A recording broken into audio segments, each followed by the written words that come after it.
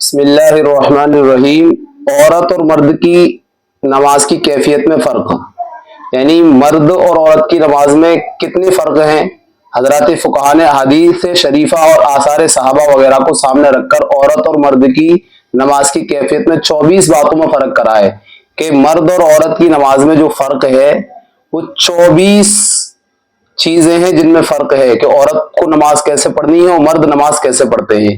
بعض لوگ اعتراض کرتے ہیں کہ عورت اور مرد کی نماز میں کوئی فرق ہی نہیں ہے۔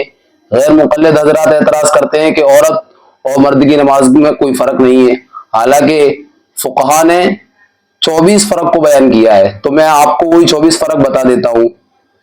پہلا فرق کیا ہے کہ عورت تکبیر تحریمہ میں صرف کندھوں اور سینوں تک ہاتھ اٹھائے گی، جبکہ مرد کو کانوں کی لو تک ہاتھ اٹھانے کا حکم ہے۔ یہ پہلا فرق ہے۔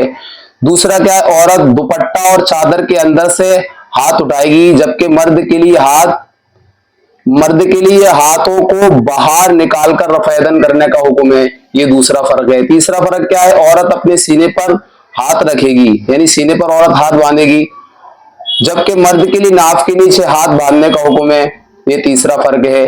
ایسے ہی چوتھا فرق کیا ہے کہ عورت رکوع میں معمولی سا جھکے گی، جبکہ مرد کے لیے اچھی طرح سے جھکنے کا حکم ہے۔ یہ چوتھا فرق ہو گیا۔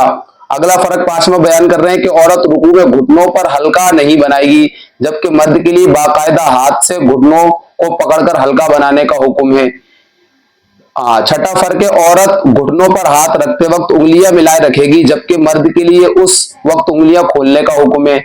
یہ چھٹا فرق ہو گیا۔ ساتواں فرق بیان کر رہے ہیں کہ عورت رکوع میں گھٹنوں پر صرف ہاتھ رکھے گی، جبکہ مرد کے لیے گھٹنوں کو پکڑنے کا حکم ہے۔ صرف ہاتھ رکھے گی گھٹنوں پر عورت رکوع کے اندر۔ آٹھواں فرق بیان کر رہے ہیں کہ عورت رکوع میں گھٹنوں کو ذرا خم دے گی، جبکہ مرد کے لیے گھٹنوں کو خم دینا منع ہے۔ نواں فرق بیان کر رہے ہیں، عورت کے لیے قیام اور رکوع میں اپنے دونوں گھٹنوں کو ملانا بہتر ہے، جبکہ مرد کے لیے دونوں گھٹنوں کے درمیان 4 انگل کے بقدر فاصلہ رکھنا افضل ہے۔ مرد کے لیے 4 انگل کا فاصلہ رکھنا افضل ہے۔ 10واں فرق بیان کر رہے ہیں کہ عورت رکوع اور سجدے میں سمٹ کر رہے گی، جبکہ مرد کے لیے ہر عضو کو الگ رکھنے کا حکم ہے۔ 11واں فرق بیان کر رہے ہیں کہ عورت کے لیے سجدے میں دونوں قدم کھڑے کرنے کا حکم نہیں، بلکہ وہ بیٹھے بیٹھے زمین سے چمٹ کر سجدہ کرے گی، جبکہ مرد کے لیے دونوں پیروں کو کھڑا کر کے انگلیوں کو قبلہ رخ رکھنے کا حکم ہے۔ ایسے ہی 12واں فرق بیان کر رہے ہیں کہ عورت سجدے میں اپنی کوہنیوں کو بچھا کر رکھے گی، جبکہ مرد کے لیے کوہنیوں کو اٹھا کر رکھنے کا حکم ہے۔ یعنی عورت جب سجدہ کرے گی تو سجدے میں کوہنیوں کو کیا ہے، بچھا کر رکھے گی۔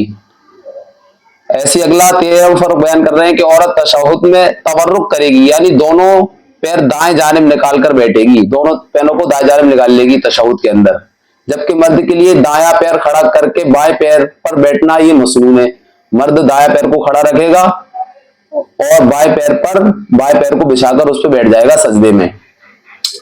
اگلا جو 15واں فرق بیان کر رہے ہیں کہ عورت تشہد کے وقت اپنی انگلیاں ملا کر رکھے گی، جبکہ مرد کے لیے انگلیاں اپنے حال پر رکھنے کا حکم ہے، ملا کر رکھے گی تشہد میں۔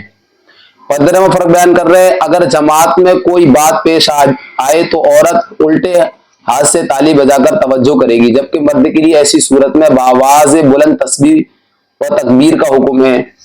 اس کے بعد اگلا فرق بیان کر رہے ہیں کہ عورت کے لیے کسی مرد کی امامت جائز نہیں ہے، جبکہ مرد کے لیے عورتوں کی امامت جائز ہے۔ 17واں فرق بیان کر رہے ہیں کہ عورتوں کی جماعت مکروہ ہے، جبکہ مردوں کی جماعت پسندیدہ اور مسنون ہے۔ عورتیں جماعت کرتی ہیں مکروہ ہے، مردوں کی جماعت مسنون بھی ہے، پسندیدہ ہے مردوں کی جماعت۔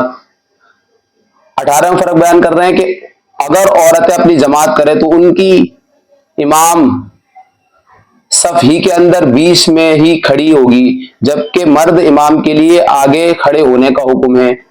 19واں فرق بیان کر رہے ہیں کہ عورت کے لیے جماعت میں شرکت ناپسندیدہ ہے، جبکہ مردوں کے لیے جماعت سنت موقدہ ہے۔ عورت اگر جماعت سے نہ پڑھے نماز، یہ اس کے لیے پسندیدہ ہے کہ بغیر جماعت کی نماز پڑھے عورت، اور مرد جو ہے مرد پر سنت موقدہ ہے جماعت سے نماز پڑھنا، یہ جماعت سنت موقدہ ہے۔ 20واں فرق بیان کر رہے ہیں کہ اگر عورتیں جماعت میں شریک ہو تو ان کو مردوں کے پیچھے کھڑا ہونا ضروری ہے، جبکہ مردوں کے لیے آگے کھڑے ہونے کا حکم ہے۔ 21वां फर्क ये बयान कर रहे हैं, औरतों पर जुमा फर्ज नहीं जबकि मर्दों पर लाजमी है। ऐसे ही अगला फर्क बयान कर रहे हैं 22वां, औरतों पर ईद की नमाज वाजिब नहीं जबकि मर्दों पर लाजिम है। ईद की नमाज औरत पर नहीं होती है, हालांकि मर्द पर ईद की नमाज है।